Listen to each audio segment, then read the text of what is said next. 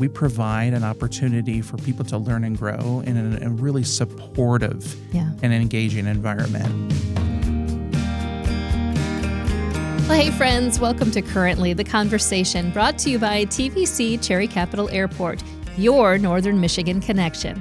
I'm Christal Frost, and today we're doing one of my favorite types of episodes, the kind where you get to meet someone who is making the arts world move right here in Northern Michigan. And honestly, beyond Northern Michigan, my guest is Gary Gatzke. He's the Director of Continuing and Community Education at Interlochen Center for the Arts. He's the principal double bassist with the Traverse City Philharmonic.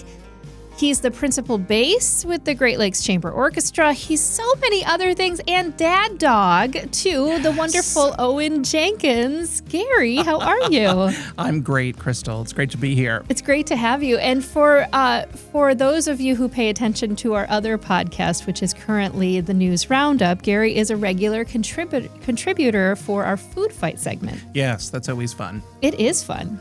We have one coming up, by the way. We do. We do. It's sort of, it's in my older age, and I have to watch my sugar intake. But knowing your show is going to come up, I know that could be a splurge day. There you go. Yeah, that's going to be a cheat day, right? Absolutely. I'm really excited to have you. Gary, you and I go back many years. I'm so lucky to call you a friend. And I'm always just so intrigued by the life that you are living. You wear so many hats, and I'm like, my goodness, how do you get it all done? One of the things that I, also want to mention that you've been performing with the Detroit Opera, and you recently played with Andrea Bocelli. Yes. So, moving out of Northwest Michigan with my bass in tow to perform in Southeast Michigan has been sort of a new development in the last year. At the original invitation of my first formal teacher, Derek Weller, at Interlochen Arts Academy, who also serves as the principal double bassist of the Detroit Opera. So I have been on their sub list for decades. Yeah. And, it's sort of like that old story of finding a New York apartment. You have to wait for someone to die. So no one died. Oh, good to know. In the double bass section of the Detroit Opera. But it turned out that there was an opportunity for me to make my way into the section and be put in rotation. Wow. And I mean, you have an opera coming up that we're going to talk about. But, really before we dive into all of that impressive stuff, I just want to ask, how are you doing today? Are you feeling calm? Are you in full performance season brain? What's going on with you? Well, the holidays, of course, is a little bit of a downtime, at least after many of the holiday performances. So was able to take a slight break, but just this past weekend, the Traverse City Philharmonic performed in Corson Auditorium to a near sold-out crowd. Yeah. And that was a program that featured music by American composers. So Bernstein, Copland, Peter Boyer, who's a living composer, and of course, George Gershwin. Yeah. I mean, you can't have an American concert without George Gershwin. And it was very exciting, very high energy from where we were in the bass section, very loud, especially in the West Side Story Mambo movement. Yes. Mambo! Yes. I feel like I'm right back up and running in the performance season. So in addition to performance, on the artistic side, I'm also the director of chamber music for the Traverse City Philharmonic. Oh, wow. So as of a week and a half ago, we were back up and running with our winter semester of our chamber music program. And this semester, I have two levels of strings for chamber music, our prelude level and our sinfonia level. And thematic, my theme for the semester is music in film. Oh, love it. Two of my favorite things. Which is super cool. So a couple of examples, our Sinfonia group, our higher level group, is going to do a few movements from Bernard Herrmann's Psycho Suite. Oh, did you send something to our text group yesterday, and that was from Psycho? It was. Oh my gosh, because I thought it was Psycho, and I was like, well, that's going to show them you know nothing about music. Well, the sample I sent you guys was about half the speed of what it eventually will be. Oh, wow. But in the educational learning process, we start slow. slow and calculated, slow and steady wins the race. Yeah. So I thought you guys would get a kick out of that first snippet. I was like, I think that's from Psycho, but I'm not a musician and I don't want Gary to be ashamed of me. No. I love it. So Gary, when someone asks you what you do and you have all of these different, elements in your, not just in your, outside of your main job, right? Mm-hmm. I mean, you really do have a lot of jobs. Like, so how do you answer what you do? That's I share everything. Yeah. And it's sort of like, the question on a date, what do you do? Yeah. And it's like, well, by day, I engage adult learners in arts education programs. So individuals who are, of course, 18 plus, but the majority of the individuals we're engaging are 60, 65 plus in programs that are music-based, creative writing, visual arts, dance. Mm-hmm. We also have at Interlochen College of Creative Arts, we provide a program for babies. Oh my gosh. Yeah, in which we call Baby, Toddler, and Me Dance Class. So a parent and baby and the babies learn movement. So engaging arts learners during the day. Of all ages, really. Of all ages. And then by night, I'm either teaching or performing. Yeah. Or, as you had mentioned, Owen Jenkins, I'm hanging out with Owen at home. Or, trying to be social. Yeah. In your spare time, right? In my spare time. So, when you think about your lives being an arts administrator and then being a performer, do you feel like sometimes they are two separate lives? Yeah, in some cases, yes, but it's all it's in the arts. It's all together. There could be a conversation I have with someone on the performance front at a concert, at a rehearsal, that can influence the work that I'm doing during the daytime with Interlochen. Right. That could be a rehearsal here in town. It could be a rehearsal up north with the Great Lakes Chamber Orchestra, or even down in Detroit. Right. When I did my first rehearsal, in a previous life, I was the alumni director for Interlochen. Oh, wow. So when I went to the first rehearsal with the Detroit Opera, I just looked around, who's an alumnus that I know, and, was able to say, hey, I'm from Interlochen, and, make those connections. So nice. So, I mean, those worlds feed each other. They do. Yeah. I have to ask you, if we can rewind the clock, a bit, where did music start for you? I mean, obviously you probably weren't always a double bass player, maybe not quite from birth, but when you were a kid, were you attracted to like the biggest instrument in the room? How did this whole thing start for you? Well, we were fortunate enough to grow up down the street from my grandfather. Mm-hmm. And my grandfather, George Overman, was the director of the Detroit Police Band in the 50s and 60s. And in the late 60s, due to a family tragedy, they moved north and purchased land in Traverse City.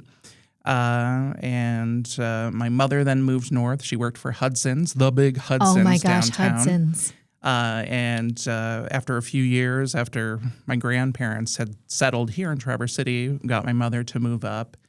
And so that aside, there was a music connection. Mm-hmm. And my grandfather had a music repair shop above the camera shop downtown Traverse City. Oh my gosh, yeah. In the 70s, which was super cool.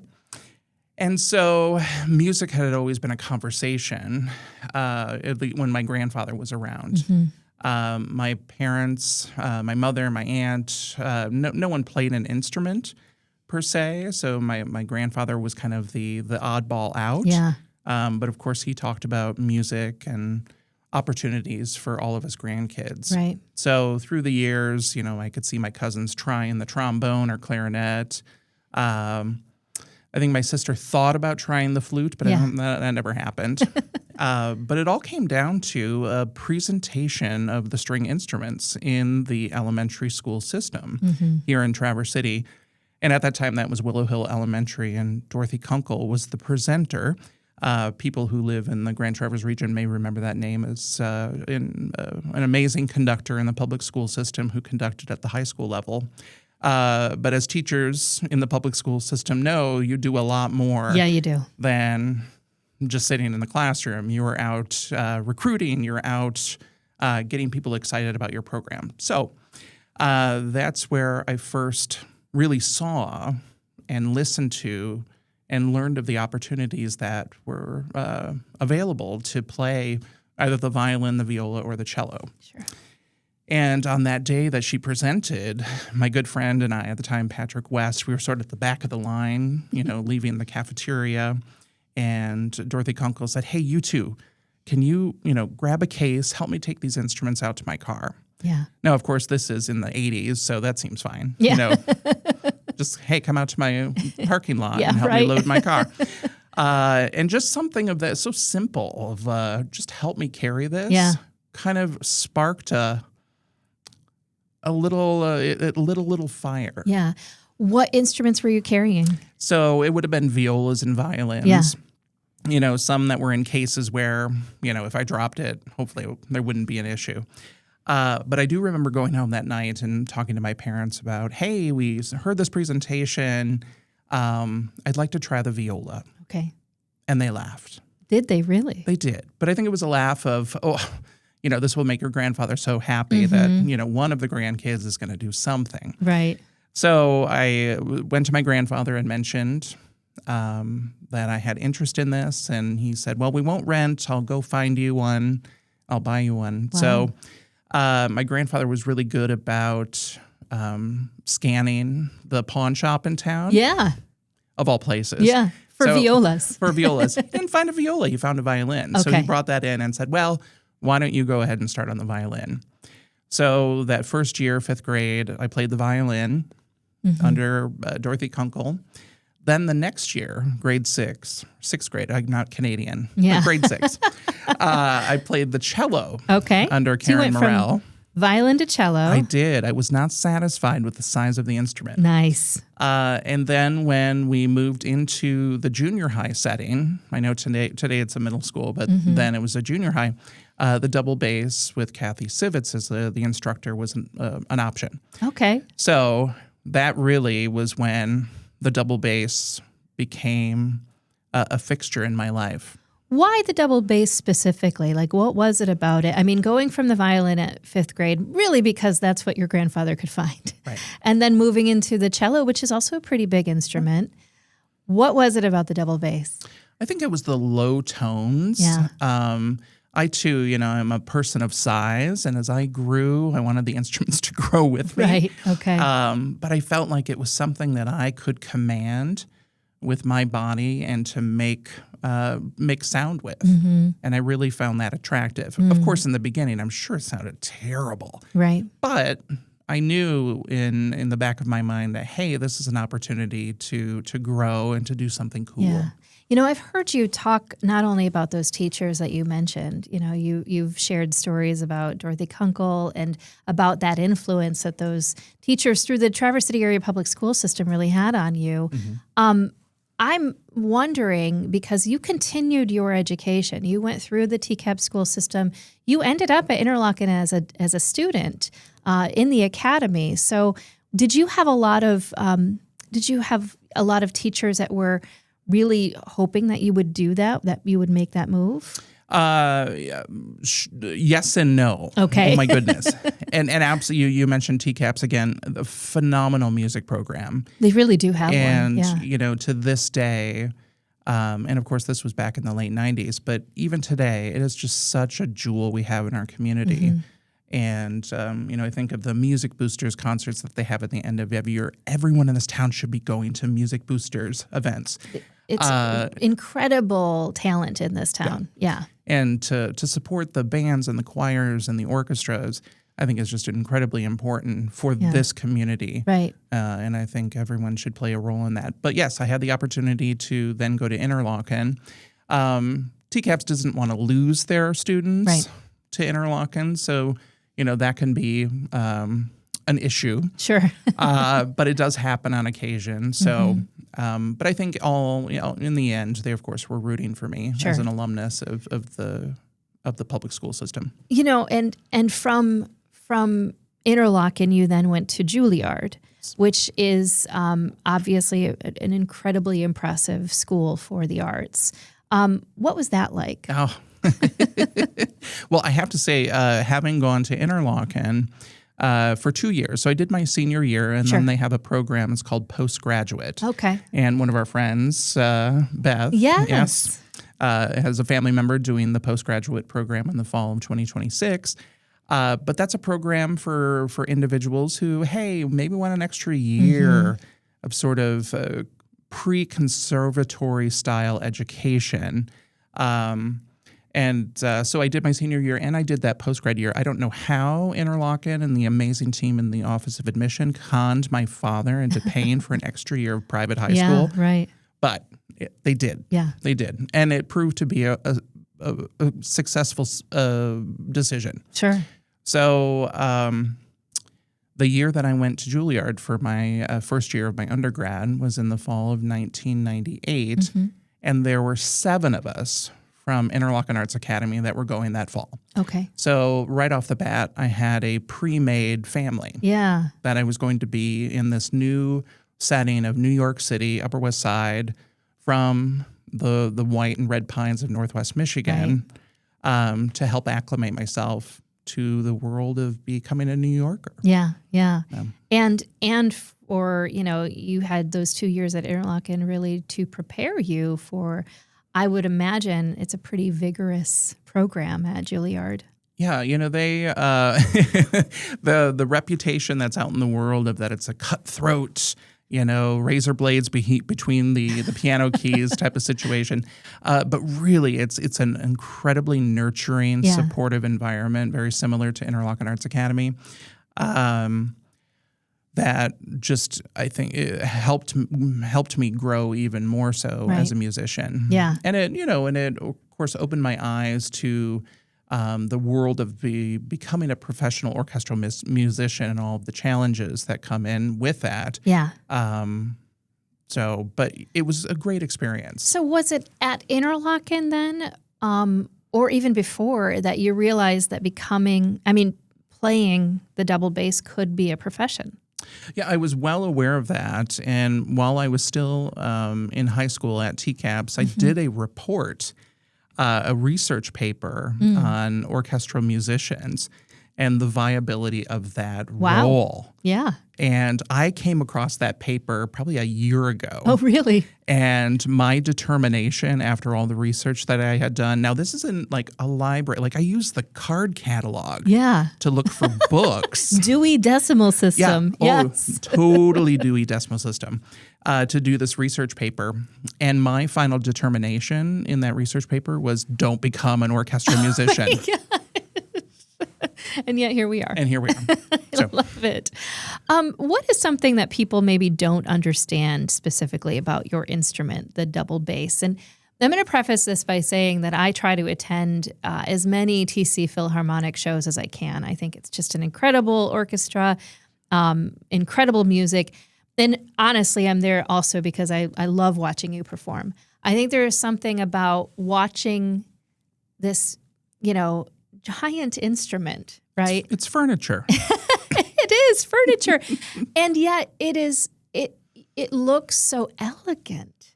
And the way that you play it is almost like a dance. So I just want to preface it by saying that. So what is it that maybe people don't understand about the double bass? Well, from historical terms, the bass that I play today, the double bass, comes from the viol family. Okay. Which is slightly different from the violin family, which includes the violin, the viola, and the cello. So my instrument is sort of, imagine if you will, early Renaissance.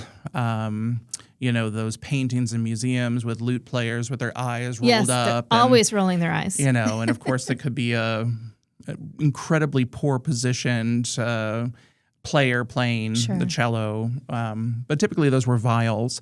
So the bass is sort of the continuously existing viol that is played. So it's now a part of the regular string instrument family of violins, violas, cellos, and double basses. But the term double bass is essentially noting that it's an octave lower than the bass instrument. Okay. And thinking of the Baroque period and Renaissance, the cello was the bass instrument. Yeah.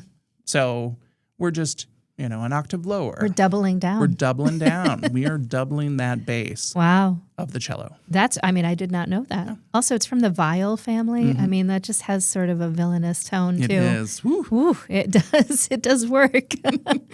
I'm wondering, too, about, whether or not you feel that this other thing that I see when watching you perform is that this double bass is like the heartbeat of the orchestra. Do you get that sense?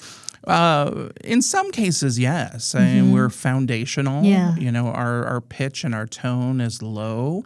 We are typically playing the part that is supporting many of the other instruments within the orchestra. So, yeah, I'd like to think that we are the foundation, along with a few other instruments. I mean, it's just cool to watch, too. Yes. You are the principal bassist of the Traverse City Philharmonic, and I'm going to ask a question that, maybe you will think is dumb, but what does it mean to be the principal? Oh, sure. So the first bass player, essentially is leading the team of bassists. Mm-hmm. And so that could be, a pizzicato is happening in a piece.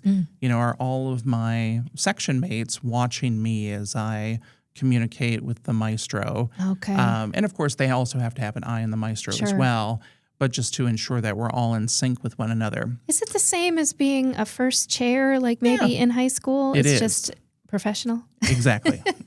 Totally. That's exactly what it is. In addition to that, principal players will also do bowings. So the music that we're reading on the stands, we have choreography written into our music with down bows, which is from frog to tip. So down bow, which is just sort of like a turned upside down cup. Oh. Or an up bow where we start at the tip of the bow and go forward down to the frog, and that's just a V. So we have written within the music our little choreography. And so the principal bassist will be doing that choreography? Yes. Wow. So I would prepare that a month ahead of time and submit it to the Philharmonic for them to copy all of the bowings onto all of the parts. And then they distribute it to all of the other players. Wow. I had no idea. I mean, there's some homework involved in that, other than just learning the music. Exactly. For sure. So what do you love about playing in Traverse City? Obviously, you grew up here, and we are blessed to have an orchestra, like the TC Phil. What is it specifically about playing in your hometown that you love?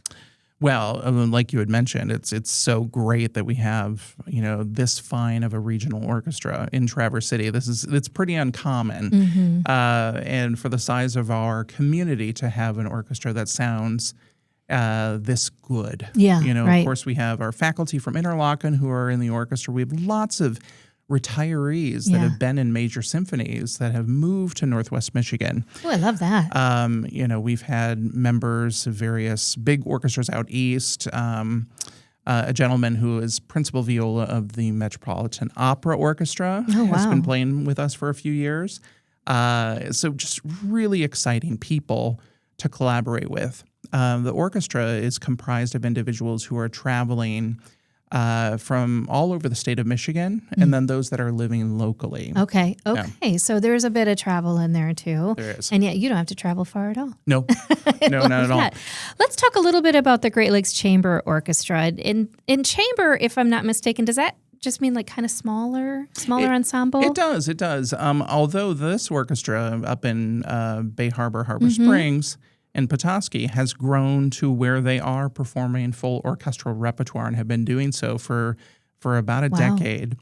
And that orchestra it's funny. There are many musicians that play with the Traverse City Philharmonic that also play with the Great Lakes Chamber Orchestra. Okay. And then there are individuals that live up in that region that are a part of the orchestra. So it's what's even great, and to answer your question previously, it's like what's exciting about having this opportunity to play in our town. In many capacities. But, you drive north an hour and a half, and you also get the opportunity there. So, again, it just enriches everyone's livelihoods here in Northwest Michigan. It's a true Northwest Michigan musical ecosystem, too. we're going to come back in just a moment and hear a little bit about the other half of your life, the Interlochen side, if you will, and the administrator side. But first, a word for our friends at TVC Cherry Capital Airport.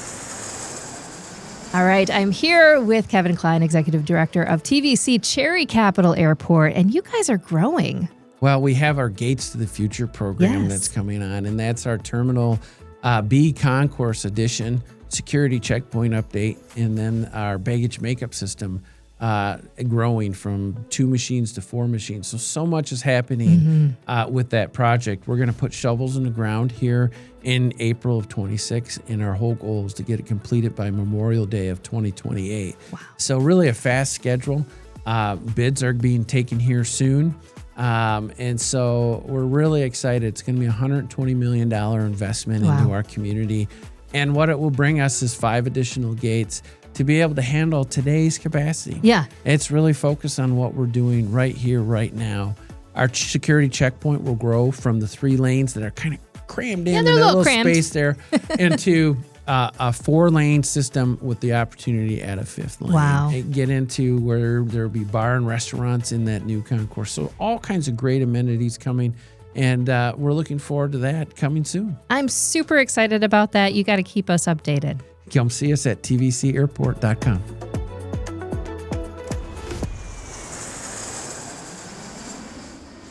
Welcome back. Now, Gary, we heard a lot about your experience as a musician, a little bit about your history and how you found your instrument, and all of the incredible instruction you had from TCAPs to Interlochen to Juilliard.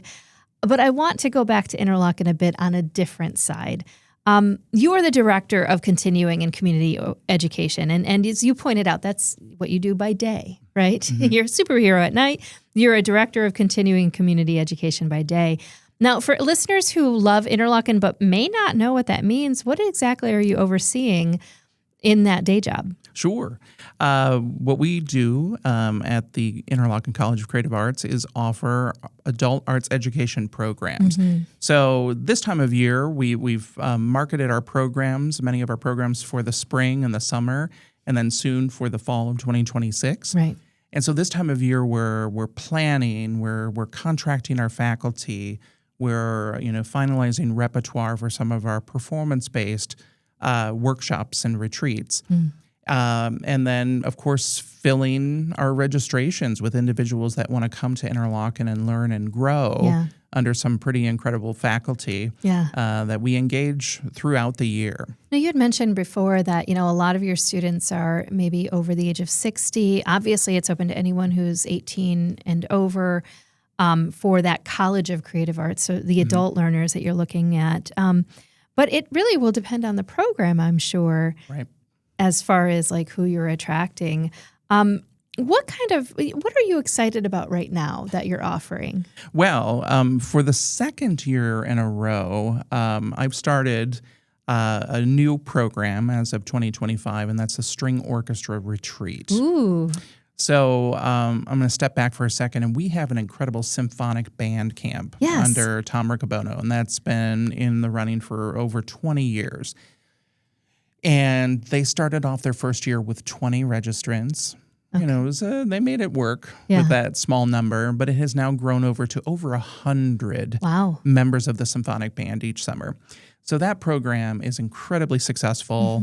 Mm-hmm. When we open registration on October 1, I have to tell everyone, okay, I'm not going to press go on registration until 12 o'clock noon Eastern time to allow for everyone in all time zones in the U.S. and Canada to have equity and equal opportunity to register, because it fills will up that fill up quickly. Wow. Yeah, our trumpets spots, 16 of them will go within a few hours. Wow. Yeah, it's like tickets for Tori Amos. Yeah, right.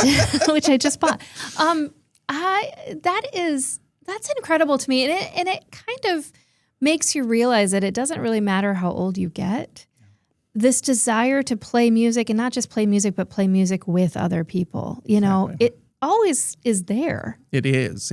So with the string orchestra retreat, my hopes and dreams is that someday it will grow to be as big and exciting and engaging as the symphonic band camp. So this past summer, we engaged 18 individuals, and it was the perfect mix of violins, first and seconds, violas, and cello.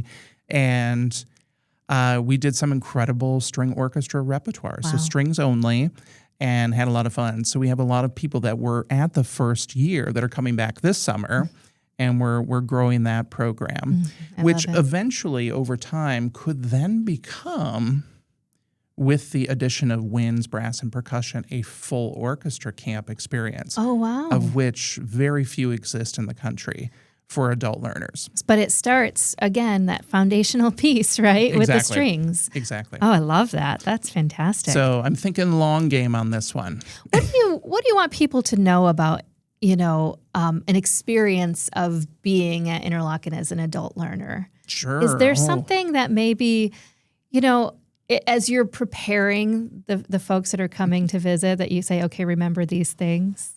I would say that regardless of what proficiency level one is at, Sure. It could be someone who is just really dabbling for the first time in poetry or writing their memoir, is that we provide an opportunity for people to learn and grow in a really supportive and engaging environment. And I say that out of our faculty recognize where people are at. Right. So it's kind of meeting you where you are, and it's at your own pace almost. Exactly. So, and that works really well, that idea with our creative writing programs and our visual arts programs. And then with those ensemble programs, sometimes it's like, well, you got to know how to make a sound on your instrument. It's not true beginner. Yeah. The prerequisite time period, it changes. You could have someone who was that fantastic saxophonist in high school back in the 70s. Yeah. And they just haven't touched their instrument in 30 years. Right. So coming back to it, they may take some time leading up to a performance opportunity with the College of Creative Arts to prepare themselves to really dive back into it. Hearing you talk about all these different things, I have to ask this practical question. Like, how on earth do you manage all of this, like logistically and emotionally? You are running on all cylinders, really, all of the time to make these things happen. Between your time as a performer that brings you such personal, joy, I'm sure, your time teaching, which you also love, and then also your day job, which is, recruiting community members and engaging with the community for this College of Creative Arts program. I mean, how do you do it all? Then you actually, when the program fills up in the summer, you are also working all summer, right? Absolutely. And what's great with Interlochen is that we're not just, we're not a local only option. Right. We're engaging individuals nationally and internationally. So the possibilities are endless with the people that we can engage. I would find that me personally, individuals that I work with or, would meet for the first time at a registration table or answer questions that are at an event or a workshop or a retreat, is that, establish a relationship. Right. It's all about relationship building. Yeah. And it could be something as simple as just, answering a simple question, but, that registrant, that client is getting what they need. Yeah. And, those are things to remember. And I mean, you have to find joy in it, obviously. But do you have a routine at all that keeps you sane? Right? When you're like, all right, when you're on vacation, you're on vacation. You're not checking your emails. You're not doing that stuff. Like, tell me a little bit about what keeps Gary Gatzke sane. I think it is, you gotta unplug. Yeah. You gotta unplug when you can. Right. And, unfortunately in our modern day of technology, unplugging may mean you just don't check that email account, though you still have your phone in your hand looking at TikToks or, maybe TikTok is the way you unplug sometimes, right? Very much so. But I think it's compartmentalizing. Right. Some years ago when I was the interim executive director for the Travers Symphony Orchestra, now TC Philharmonic, being out in the lobby and greeting the patrons as they came in pre-show was something I did up until 8 minutes before the start of the show. I would give myself to like 2:52 in the lobby, of course, and to greet people. Hello, so glad you came out today. And then as I walk back toward the concert stage, I just had to switch. Yeah. And be like, okay, now I'm going to play my instrument. And now I'm a performer. Right. Yeah. We're going to do this Beethoven symphony. And it kind of goes back to the way you very gracefully walk that line of being an administrator, a business person in the arts, and an artist. Right. You know, you do a really, really good job of that. Oh, well, thank you. You know, and not all musicians do that. Yeah. You know, there are some hard realities that you know, come along with running a nonprofit business or being a part of the administration of an organization that, you know, are not so glamorous and can take you away from the limitless possibilities of being an artist. Yeah. So it's really finding that happy medium, the balance of the two, recognizing that you still can be an artist and think creatively and think big, Right. while also keeping in mind you have realities Absolutely. and parameters that you have to work within. But you also have to have those pinch me moments, right? Like when you were performing with Andrea Bocelli at Little Caesars Arena. I mean, that is wild, right? I mean, that's thousands of people. Do you have to approach that differently? And when you have a venue like that, is the energy drastically different than you would in maybe a typical concert hall? You know, it's slightly different. An audience of 20,000 is slightly different than an audience of 800. Yeah. I gotta tell you. But really, it's all once the instrument is in my hand and I'm on my bass stool. Yeah. Something switches in your brain. Something switches, it's fine. Wow. I could be sitting on my couch eating a bag of potato chips. You know, it's fine. Which I don't like potato chips, so I wouldn't be doing that. But it's comfort. Yeah. It's something that I know. I've been trained for so many years. Right. It's like, sure, there happen to be 20,000 people in this arena, which is insane. Yeah. But I'm like, I have my instrument. You know, last year you had a pretty extensive solo with the Traverse City Philharmonic. And I wonder, too, when you're in that mode, you're still playing your instrument, but you're playing solo. Does that switch still happen? It does. Oh, my gosh. You know, incredibly nerve-wracking to be a featured soloist with an orchestra, and especially on an instrument that it's uncommon to have be the solo instrument with an orchestra. So during the 2024-2025 season, performed Frank Proto's Carmen Fantasy with the Traverse City Philharmonic, which is such an incredible honor to be able to do so. Yeah.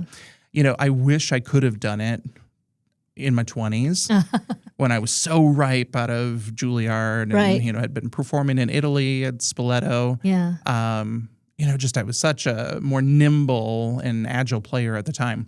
But still, I'm in my 40s and still make it work. Lots of practice time in the evenings at home after a long day in the office.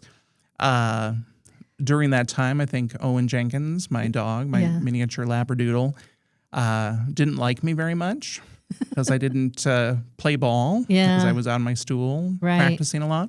But an incredible experience. I have to say I saw that and I thought you nailed it. Oh, so, you know, thank you. I mean, in your 40s or in your 20s, I think you're still pretty nimble. Now, you have a performance coming up with the Detroit Opera, and that is their production of The Handmaid's Tale. And for listeners, that is running March 1st through the 7th. Is that right? It is, yes. Okay. And it is in Detroit.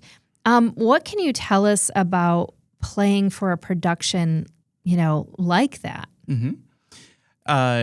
The orchestra, of course, is key to the music of the opera. Of course, you have all of the soloists and the chorus, and there are bits of stage acting, movement. There could be dancers. There could, and of course, the setting, the costumes, et cetera, et cetera.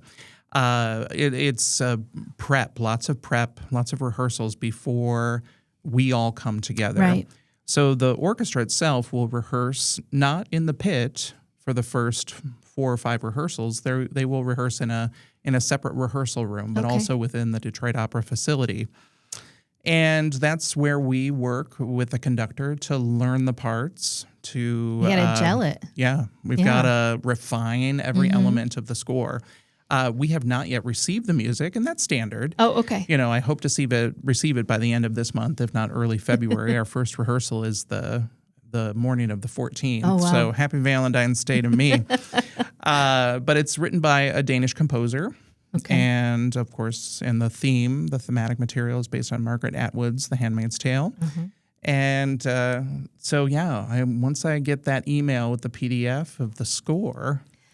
I mean, just the light story of The Handmaid's Tale, too. It's not just like your standard, happy musical. No, it's going to be a bit heavy.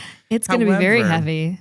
But the Detroit Opera was also successful in engaging Margaret Atwood to do a session, which I think is coming up. So people can go to a Q&A with Margaret Atwood. Oh, that would be great. In preparation for the run of the Handmaid's Tale opera. Well, Gary, I know I could talk to you for hours and hours and hours, but I think before we wrap up here, I like to do something that we started doing called the lightning round. Ooh. So these are just sort of quick answers, if you will. What do you have a favorite composer to play? That would be Dmitri Shostakovich. Okay. Yeah. Any particular reason? His music is edgy. It's raw. Nice. And there are some symphonies with some incredible little double bass licks and excerpts that we call them. Yeah. And they're fun to play. Nice. Yeah. What do you think is the most underrated instrument in the orchestra?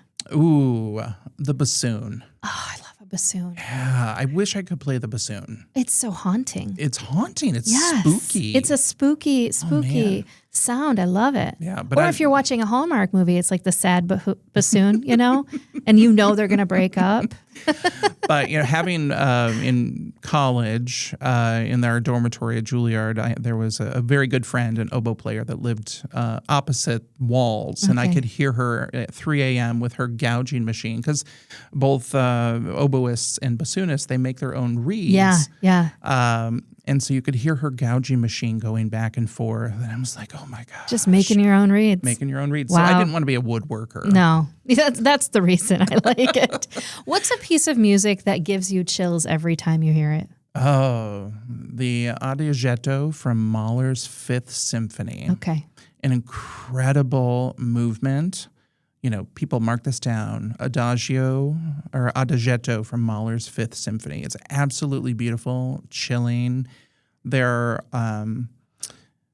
we had the score, I would point out the notes when they happen that just gut me. Wow.